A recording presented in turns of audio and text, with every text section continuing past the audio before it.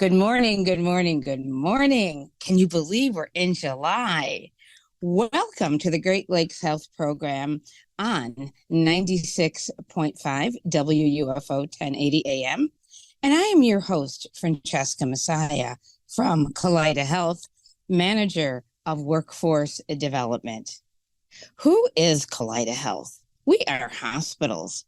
We are Buffalo General Medical Center, Oishei Children's Hospital, Gates Vascular Institute, Millard Fillmore Suburban Hospital, Visiting Nursing Association, often known as the VNA, DeGraff Medical Park, and we have clinics. We have clinics at Hurdle Elmwood for adults. We have clinics for children, Niagara Peds, and another pediatric clinic on Broadway across from the Broadway Market. We have women's clinics. We have two.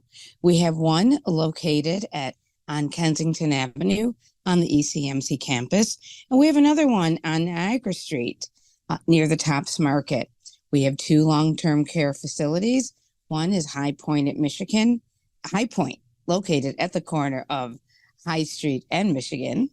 And we have another a long-term care rehab facility and at DeGraff.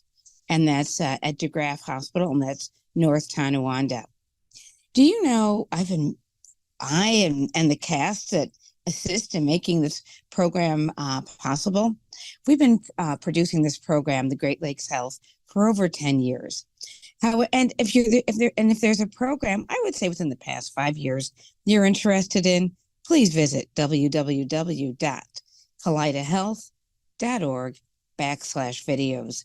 Again, that's www.kaleidahealth.org/videos, VIDEOS.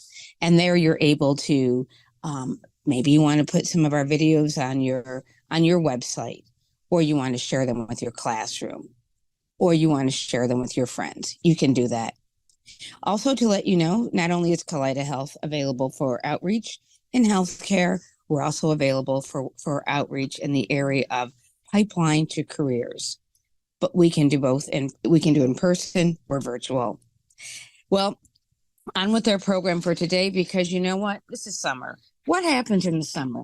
We pull out the grills, we get creative with our cooking, and sometimes, your arthritis. What are conversations we talk about sometimes at gatherings? We talk about arthritis. We talk about inflammation. My joints hurt. Could be arthritis.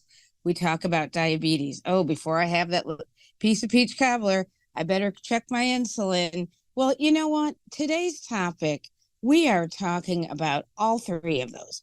We're talking about nutrition. We're talking about diabetes. We're talking about inflammation. And we're talking about arthritis. We've never talked about arthritis or inflammation before. Our guest for today is no stranger to us at all. Her name is Kelly Cardamone. Good morning, Kelly. How are you? Good morning. I'm doing well. Thank you for having me.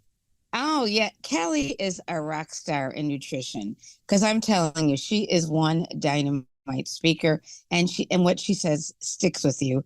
And that's why she's back again on the show. Kelly's working on her PhD. However, I've asked Kelly just to share some of her educational, in addition to working on her PhD in the area of nutrition, but you can let our listeners know. Could you just let our listeners know a little more about your title and where you are in the Kaleida system? Sure. Thank you. So I've been working in healthcare for around 25 years, and within the Kaleida systems, it's been close to about 17 years. And I currently am a dietitian and the diabetes program manager for General Physician PC. I also teach at UVille, and I'm working for another a food as medicine company, a premier company. So I kind of wear a lot of hats. My educational background is I am a registered dietitian, as you shared. I'm working on my doctorate at Rutgers in clinical nutrition, but I'm also a certified diabetes care and education specialist, and I'm also an integrative and functional nutrition certified practitioner. So a lot of the topics we're talking about today really resonate as it, or those are things that I discuss often with patients and with the community, and they're really important topics. So yes, thank you for having me here as I shared before. Yeah, and I know that in the world of education, there are these initials called ABD, everything but the dissertation, and today's initials are AID, arthritis, inflammation, diabetes. So today's topic, we'll be talking about how can we aid you in that area through Kelly, listening to Kelly and arthritis, diabetes, and inflammation. Kelly, on that note, are a nutritionist and dietitian, are they the same? No, and I do appreciate that question. I'll just briefly share with everybody that I am a registered dietitian nutritionist, so I'm both. But nutritionist really, it's not a title that's protected by law. And what that means is really anybody can call themselves nutritionist. You can take a weekend course, you can take a class, and you can call yourself a nutritionist. And I think that the public really needs to realize that there really is a huge difference between our training, and that someone that is a registered dietitian they have to have a bachelor's degree. And actually, as of January 2024, a master's degree is going to be required. And we actually then have to go through, we have to take a national an exam. We have to have 1,200 hours of supervised just internship or practicum hours.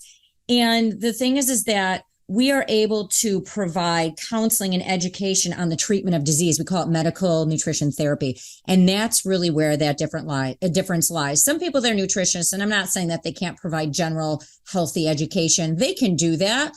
But when you look at the population, most of the population has diabetes, obesity, heart disease.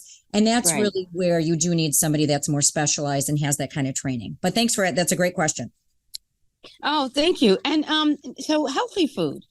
Again, when you talk about how things aren't necessarily regulated, a lot of, by the government, a lot of times, people say, oh, I'm eating healthy today, Fran, because people call me names when it talks about food, because I am passionate when it comes to eating right, to maybe cut back on some of your inflammation or take away some of that arthritis pain and diabetes. So healthy food, what has changed in healthy food? Because I know you can put healthy food on a label and it's not healthy. Right. So interesting enough, if you look at just the trends, even over the past few decades, if you think about even 40, 50 years ago, even longer, it was things that, grew outside, not as many, I should say there were processed foods, but not what we have today. And you really made a great point. Just because it says that it's healthy on the label does not mean that it is necessarily healthy. So we kind of moved from this fast and convenient foods. And I think now that we've got this movement, this food is medicine movement, right? And people are really, they're being mindful about the climate and about animal rights. And now I think we're trying to go back to that healthy eating. And healthy eating truly is, it's eating the less processed and packaged foods. It's the fruits and vegetables. What's really remarkable, though, is that regardless of this movement, the CDC reported a couple years back, only 10% of adults in America eat the recommended amounts of fruits and vegetables. Because even though we're seeking out healthy foods, we're still looking for the packaged, quick, convenient foods. And just because it says that it's organic or that it's gluten-free, or people think that it's a healthier choice, and it comes down to, we have to read the food labels. And that is the bottom line. Past the pretty packaging, you have to go to the nutrition facts panel. And that's really where you're going to get most of your information. But again, as I said, try to really eat, shop the perimeter of the store. You want the fruits and vegetables, the whole grains, the ancient grains, the farro, the quinoa, things like that. So we're getting there. But again, I think we have to try to still move away from convenience and try to move more. And I just want to say, when you talk about shopping the perimeter, that means any store. It's funny, it just popped in my mind. I can't talk about necessarily mentioning stores because we're not, but it doesn't matter if it's a store that's all bulk or if it's a store that's smaller than that. If you look around the perimeter of a store, you're going to see for the most part, that's what produce seems to be. It doesn't matter if it's a grocery store. I'm not talking about a gas station. I'm talking about some of the grocery stores. But anyway, moving on. Again, the reason I've combined all three of these areas, diabetes, arthritis, and inflammation. How important is someone with any of these conditions? How important is reading a food label for them? It's extremely important. Again, I think a lot of times we fail to recognize or acknowledge how really food is medicine. It's what you're putting into your body. And you want to know, and not just in your body, but on your body, right? Any kind of product that your skin's your largest organ, you want to read the labels of these things and looking at, is there a lot of sugar? What's the fat content? Are there a lot of preservatives and additives and chemicals that are in the food?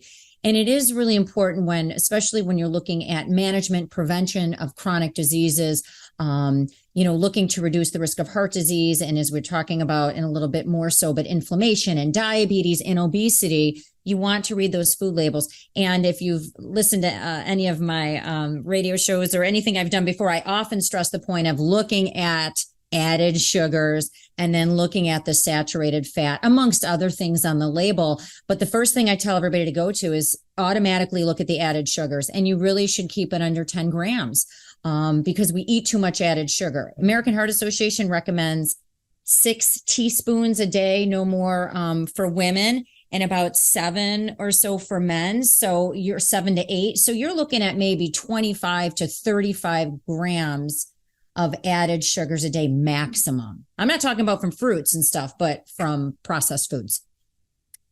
Yes. Yeah. And I know the other day I was at a store looking at things, and what had the least carbs and sugar were one of those pouches people give babies, and it had bananas and like pineapple or something. And that's what I ended up buying. Was a pouch because it was healthiest. I mean, just because it's for a baby, adults can eat it too. Now, Kelly, some people may not even be aware that they have inflammation in their body. Can you give examples of what inflammation is? Does inflammation mimic arthritis? It does. And I'll step back and quickly state. So I'm going to put on my integrative hat and functional training hat and the scientific hat. I think it's a term it's been used very loosely, right? And you see it even in, on the web and articles that you're reading. We use inflammation loosely. I do want to tell everybody that inflammation is necessary in the body, right? Like it's a response to injury or infection. You do need inflammation. However, where it becomes really more of an issue is when you have chronic inflammation, right? And there's well-documented research on this chronic inflammation in diabetes and obesity. And I will tell you, obesity is a big one, and especially how it impacts arthritis. So when you sprain your ankle, you'll feel that inflammation. When you have inflammation, and it can be this chronic low-grade inflammation, let's say, that's happening on the inside, you don't necessarily feel it like you would your sprained ankle, but it will impact your liver, your organs, perhaps energy levels. It will present itself in perhaps some of the blood work, let's say, that you're having done. But 40%, over 40% of the population is obese, and having that extra fat on the body actually causes that inflammatory or, that process. And inflammation precedes diabetes. Yeah, it's one of those things that when you look into it, everybody says, oh, is there a certain food or supplement that I can take that can reduce inflammation?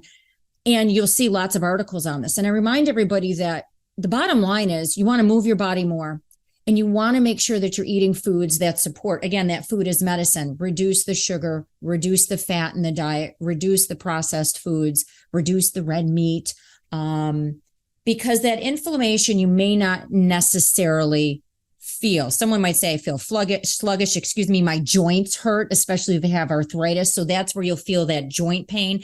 That's where the inflammation can present itself. If that makes sense.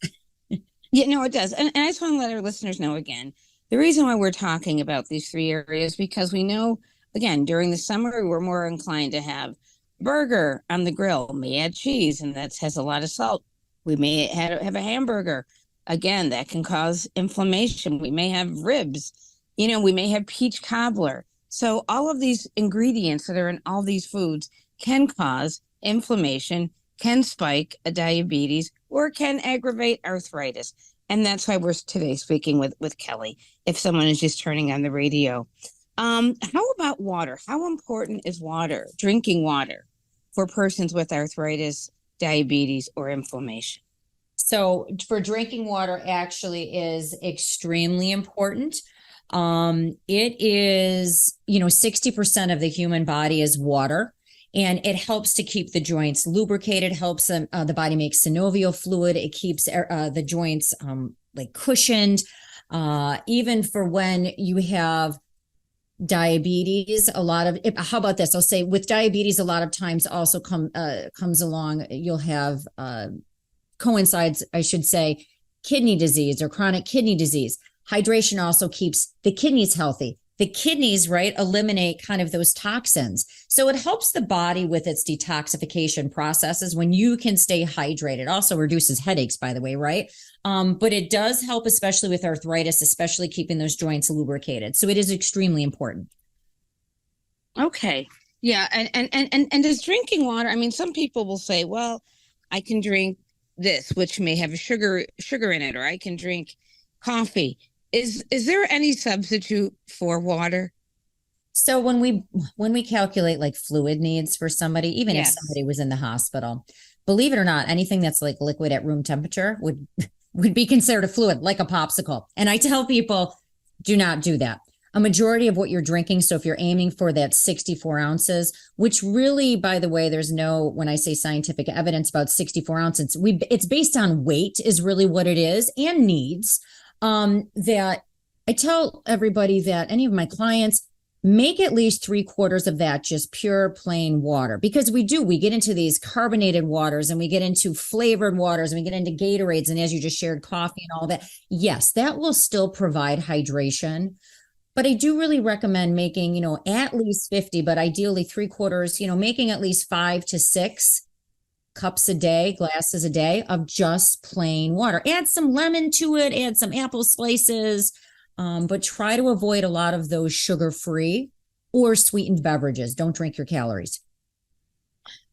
Speaking about sugar, now I guess because, I've had, family members with arthritis. And so for years, I've always looked at, like gone to what's called arthritis diet, just looking research, bookshelves, now internet.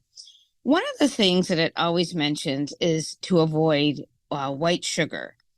Now, is that the only, again, because I'm combining today's program, we're talking about arthritis, diabetes, inflammation. How important is avoiding sugar on the joints or not even on the joints? How important is it for people to understand the dangers and the harms of food with sugar, white sugar? Yeah. So, and great point that you made when you say white sugar. So the added sugar, if it's coming from your strawberries and your, bananas, that is different than when you take cane sugar, table sugar, and you add it to things. And sugar, we do know, can promote the inflammatory process. Now, if it's a little bit, if you have dessert here and there in small amounts, it's absolutely okay. But it really is the excess amount that you continue to have that's where it really can become, in a sense, can promote that chronic inflammation. And again, as I mentioned earlier, it also increases risk of obesity, which then increases that risk, right, for diabetes. So if you think about it, they're really all kind of linked. That sugar, as I stated, really can promote that inflammatory process. So a lot of times, people will feel it the next day if they overdo sugar the day before, or as you shared, they're at a barbecue and they're having the greasy burger and the cheese and they have all the desserts and they overdo. And alcohol, by the way, as well, I will say, is also can be pro-inflammatory in excess. That you have those things and they wake up the next day and they feel terrible. And a lot of times and I won't say it's just sugar, but yeah, a lot of it can be sugar when you're having it in excess amounts. And it does also can impact, your internal organs, especially the liver. Sugar is as I stated, it is documented, inflammatory in obesity, in diabetes, heart disease. They don't know, it's not 100% determined, but we know that it's there, that does cause inflammation, and also in arthritis. So it's something that you want to be mindful of when you are eating, is to reduce that sugar intake. Yeah, thank you. If somebody wanted to reach you, do you have to go through GPPC, or do you take clients, private, do you take all the different insurances? Because I bet you someone's going to stop me in the community and ask for your contact information and more about you. Well, thank you. So right now I am doing more community work than I have some clients that I have that I continue to see. But we have a wonderful group of dietitians at General Physician. And if you wanted to set up an appointment with one of them, the number is 716-800-CARE. So 716-800-CARE. Make sure it's not 1-800-CARE. I make sure everybody knows it's the 716 first. And then you can actually set up an appointment with one of the dietitians there. And I will share with you, if there's lots of also wonderful dietitians within the Kaleida system as well. We've got outpatient dietitian at Millard Fillmore, as well as at Buffalo General. And so they're really, utilize us as a resource, because we're here to educate and to help kind of get you, to weed out the correct information. Okay. So now we've gone through most of the questions. What are some of your thoughts? What are things that? I have one more question. So sure. I know someone did ask me about flaxseed or chia seed or flaxseed. That was one question. And then, oh gosh, what was the other question? I forgot what the other question was, but how about flaxseed or chia seed? How is that in terms? Can we, is that safe to add to foods for digestion and such? Yeah. Love flaxseed. I will share that to digest it a little bit, a little easier to digest is you should grind down the flaxseed. So try not to eat them whole. I use a lot of flaxseed meal. I'll add it to meatloaf, and I might make a turkey meatloaf, a lentil loaf. If I'm making even oatmeal cookies, if I'm making a zucchini bread, I will throw it in stews, oatmeal. So the nice thing about the flax, there's lignans, omega-3s, as well as the chia, also fiber. We don't get enough fiber. And fiber is good for bulking the stool, keeping you full, help regulating blood sugar. And the bottom line with the fiber as well is that it keeps your gut healthy. Your gut, your GI tract, your gastrointestinal tract, that's your immune system. And that's, so you were asking what are my final thoughts? The final thoughts are, I think that, or to add on to some thoughts, that we do like convenience. And yeah, there are some convenience, if you want to buy pre-cut vegetables and frozen fruits and vegetables, absolutely, do it. But sometimes it does take a little bit of effort and work to make sure that you're eating healthy things, but it really impacts your overall health, right? And your immune system, and it's worth it. And if you don't pay for it now, I tell everybody you're going to pay for it later. Try to choose the fruits and vegetables. Try to make sure that, as you shared about the burger, make sure, you keep your burger, if you're going to have it, try to have one that's lower or leaner meats, size of the palm of your hand. Choose more fish. Eat more beans and whole grains. They're things that we've heard throughout our lives, but it's practicing them and really, again, avoiding the sugar, the salt, the fat, and the processed foods and the fast food. And the fast food. Oh my gosh, that's another conversation. I always say eat like your grandmother or great grandmother ate, because back then you didn't have like our great grandparents. Some of us are some of us are grandparents, didn't always have all the refrigeration and the freezers, and didn't have fast foods, didn't have Fritos, corn chips, didn't have corn chips, didn't have a lot of food. So they weren't, some things they just didn't have or exposed to because foods weren't around. Okay, well now we're really running out of time. Smoothies, your thoughts on smoothies? Love them. I think smoothies they're a great.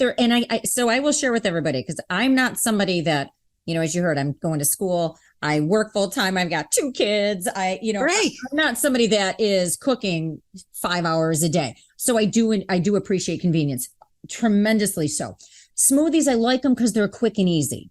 You can use Greek yogurt as a form of like the protein. I would make sure you have protein in there. A lot of times people just do fruit smoothies. And if you have diabetes, even though it's natural sugar, that is going to spike your blood glucose. So you don't want things like, don't use juice as your base. Use like a nut milk, use water, add some Greek yogurt. If you want to, you can add tofu, believe it or not. If you don't, if you're a vegetarian or vegan, and then add some fruits and vegetables, throw some kale in there, throw some spinach, throw some flaxseed. I love smoothies. I love the idea of them, and because they're quick and easy, and you can drink them while you're driving to work or driving the kids somewhere. And chia seeds, you can add those as well, right? You can, absolutely. Yeah. Yes. Yeah. And I want to say that in terms of they have like a smoothie mixer. They have them so convenient now. You charge them, in advance, and you just hit a little button. So if your smoothie concoction is getting a little thick or something, you just hit a button. It fits into your car holder in your car, and you just drink it.